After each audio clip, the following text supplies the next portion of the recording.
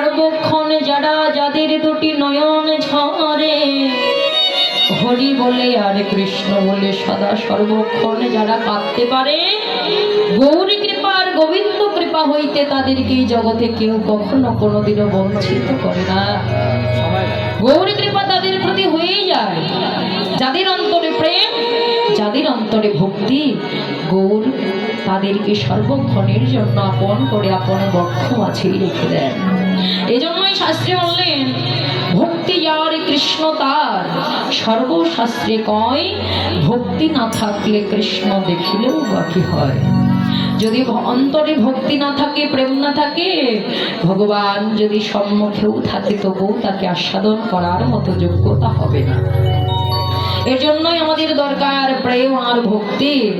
আর এই প্রেম ভক্তি ধন, এটা কি অর্থ থাকলেই পাওয়া সম্ভব মা?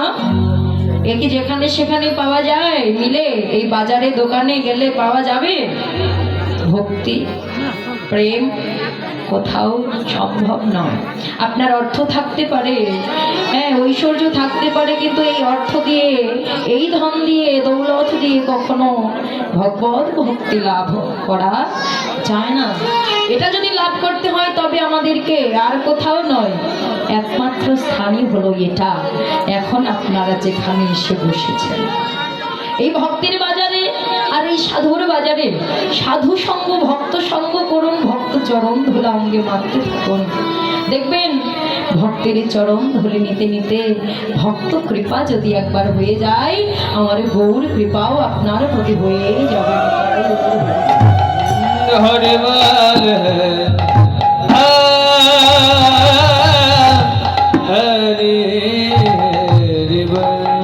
এজন্যই আজকে প্রভু আমার ভক্তগণকে ডেকে এনেছেন। এসে প্রভুর বদন না দেখতে পেয়ে ওদের অন্তরে বিরহ, ওরা দুঃখ ভারাক্রান্ত অন্তরে কোনো কোনো ভক্ত ধুলার মাঝে গড়িয়ে কাঁদছে, আবার কোনো কোনো ভক্ত, এক ভক্ত আরেকজনের কণ্ঠ জড়িয়ে কাঁদছে। ভাইরে, এসেছিলাম প্রভুর সঙ্গ করব বলে, হলো না তো সঙ্গ পাওয়া। যে সঙ্গ করার জন্য সব ছেড়ে এলাম, সেই সঙ্গটা পেলাম না।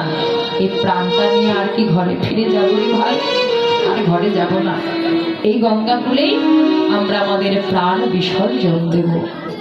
সকল ভক্ত কাঁদতে কাঁদতে ওরা ছুটে চললেন সুরধ্বনি গঙ্গার জলে প্রাণ বিসর্জন দিতে। এবার ভগবান অন্তরে বুঝতে পারলেন, অন্তর্যামী ভগবান যে ভক্তরা আমার প্রাণ বিসর্জন দিতে যাচ্ছে। ভগবান ভাবলেন, আমার জন্য ভক্তের প্রাণ যাবে? এটা তো কখনো হতে পারে না। ভগবানের জন্য তো কখনো ভক্তের প্রাণ যেতে পারে না। এটা আমি ভগবান হয়ে সইব কি করে? না, ভগবান ভাবলেন, না আর নয়, আর কাঁদাবো না, এবার সকলকে আমি দর্শন দেব। দেখা দেবে বলে তরুমূলে দাঁড়িয়ে মনোহর বেশ ধারণ করে আবার সকল ভক্তের নাম ধরে হরিনামের ধ্বনি করতে লাগলেন।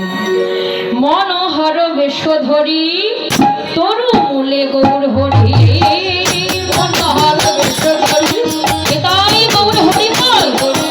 মনোহর বেশ ধরি তরুমূলে গৌর হরি, মনোহর বেশ ধরি তরুমূলে গৌর হরি, হরির ধ্বনি করে উচ্চ ঈশ্বরে।